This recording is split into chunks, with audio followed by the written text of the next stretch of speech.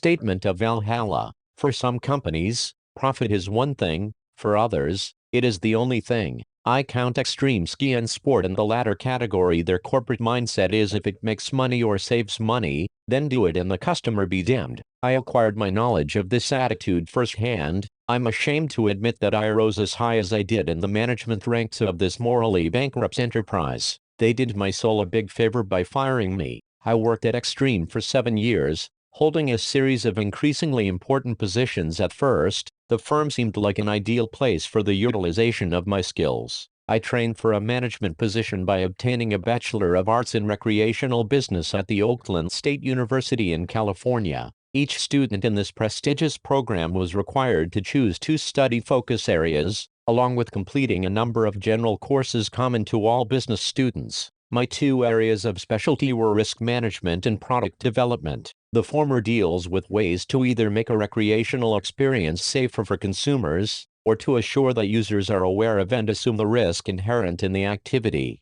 For example, a person watching a baseball game, especially one in the lower seats, stands an excellent chance of being beamed by a ball, or struck by a bat that inadvertently slips from a player's grasp. We had a number of lively discussions in class about how to approach this problem: more netting and transparent guards around the field versus in-game warnings and liability waivers printed on the back of tickets. This basic dichotomy applies to any recreational activity, whether it involves passive spectators or active participants. The second area of my focus, product development, considers how to help recreational businesses find new ways to engage consumers. This involves adding experiences and events that attract new users, or that give old fans a reason to come back and interact with the activity in a new way. You like to watch baseball, maybe you'll come to a preseason fan fest at the park, or take a few swings in a newly installed batting cage during a game. The emphasis is on maximizing facility use, especially for seasonal sports.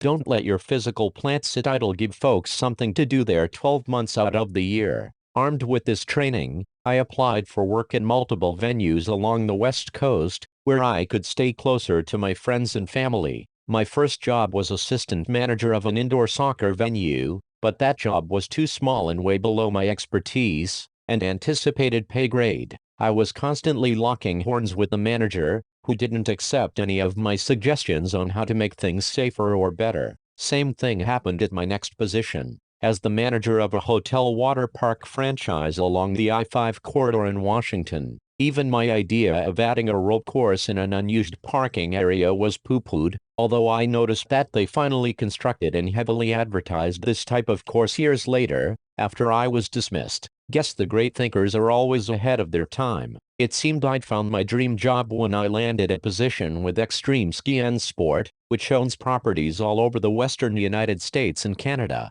The organization was really in full expansion mode when I was hired. Extreme's business model was to take over an aging or poorly managed facility and revitalize it, both through improving the initial experience and by adding new and exciting things to do on the grounds. Their specialty was ski resorts, which typically start as ad hoc operations put in by local enthusiasts or mom-and-pop landowners. These outfits don't have the knowledge or resources to keep up with the times, and gradually decreasing snowpack in most areas put many of them on the financial brink. Extreme swoops in during these times of financial stress and saves the facility. After a year interning at existing Extreme facilities, I was offered the opportunity to get in on the ground floor of the newly acquired resort at Pashto Mountain. The scenery up there was spectacular, but the place hadn't changed much after its initial construction in 1965. My position was vice president for resource development and risk management, 2 areas that were right in my wheelhouse.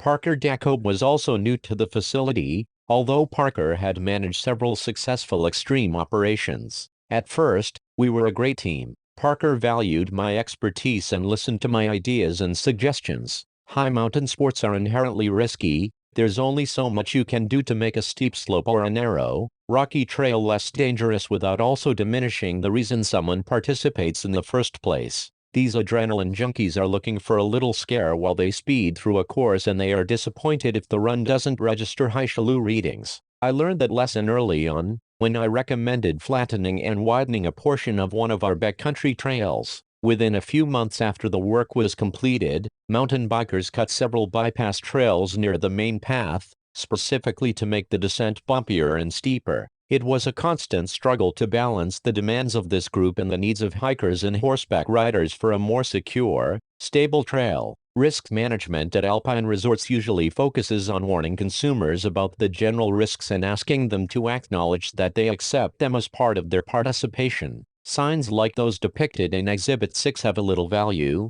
if the content is not too long or detailed, but people generally won't stop to read them unless a sign is new to the trail and very bold and specific, bear seen an area, that sort of thing. Otherwise, you are just wasting whatever medium you print the warning on, and it will largely be ignored. My focus was to provide clear warnings in the materials that individuals receive when they purchase products or services. When I started in this business, paper copies of these warnings were the norm, and we still did some of that, like the duplicate waiver you sign when you rented ski equipment at one of our shops. But now most people receive these warnings on their phone or tablet as they buy something online, so a resort should work to make those warnings clear and prominent on those platforms. At least, that was my approach, because I wanted to make sure that users actually read and understood the warnings. Unfortunately, that wasn't Extreme's purpose. In my opinion, corporate just wanted to say they'd done something in the event of a problem, without really asking users to consider the risks of using our facilities.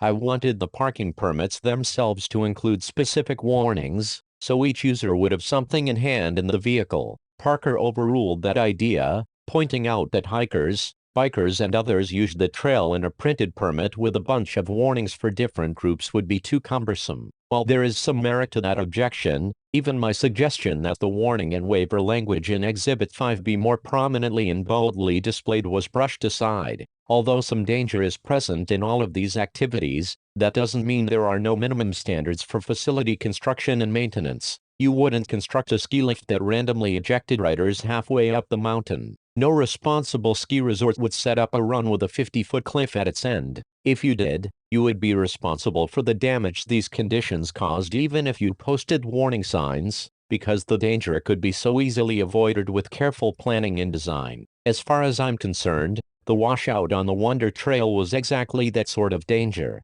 Extreme initially created the problem by its manufacture of snow on the Dogleg Run. The gully in the area was there naturally, and water routinely traveled through it during melt. Sometimes we called it Roaring Gulch. It was so full of runoff, and the culvert under the trail has been there for years and was always able to handle even the heaviest loads. But all that extra, icy snow we were creating could have changed the dynamic. There was also that line break a few weeks before the washout, which disabled the top snow guns for a while. Frankly, I don't think that it added much to the problem. The maintenance crew discovered the leak fairly quickly and shut the relay pumps off as soon as they did. I told Parker several times that we should just shut down when it was too warm and we didn't have enough snow. But Parker assured me that these slopes had handled far more snow than we were making, and that lots of resorts created snow without any problems. Since Bernie Istep advised that the wet bulb temperatures were optimal whenever we made snow, my misgivings on the whole process were dismissed. After the washout in late January 2019,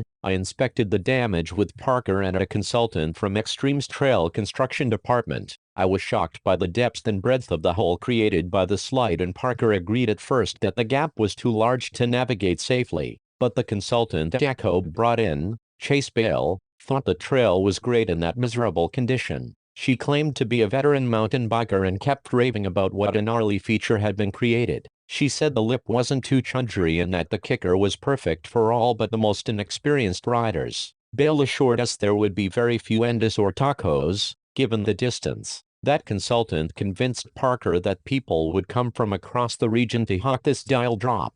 I don't think either of us understood half of what she was saying, but that reference to crowds of new users lit up Parker's eyes. Once again, my warnings and misgivings were swept aside. After discussing the situation with corporate and reviewing a mountain bike slang dictionary, Parker decided to leave the area open. Although Bernie was supposed to have the maintenance crew clean up the ragged edge on the lower trail once things had firmed up in late spring, that cleanup still had not occurred by the time of Nikki Kulshan's accident. I begged Parker to put up an additional sign on the trail, warning users about the new conditions. but the manager said that wasn't necessary, given how obvious the drop-off was to anyone using the trail. A sign would have been pointless coming up from the lower trailhead, but I still think a sign on the upper portion of the trail would have been a good idea, because that drop was hard to see until you were pretty close to it. But we didn't receive any complaints that the drop was hidden or difficult to observe before May 18,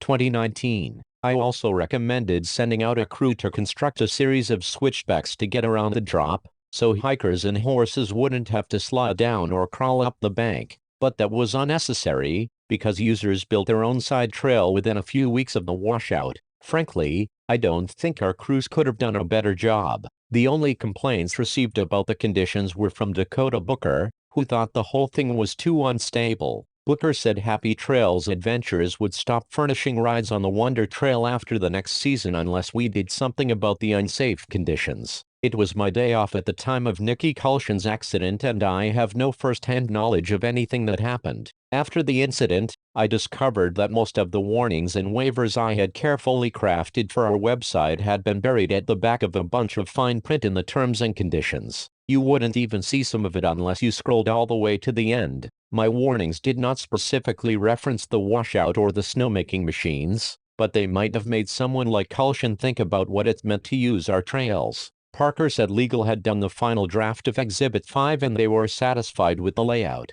In any event, legal advised against changing the warnings after the accident, since that might be misconstrued as an admission that corporate had done something wrong. I'm surprised that they let Parker add language to the warning signs, given that attitude. This fiasco was just one of a series of incidents that soured my working relationship with Parker. Within a few months of the accident, there were a series of disputes over my proposal to add a bobsled luge track to an unused portion of Extreme's facilities at Pashto. The idea was eventually abandoned and I was terminated for insubordination when I expressed my displeasure directly to corporate. I've been looking for work ever since, although the pandemic put a hold on new hiring and new projects in the outdoor recreation industry. But I'm sure to find another position, so long as Parker doesn't torpedo me with a bad recommendation.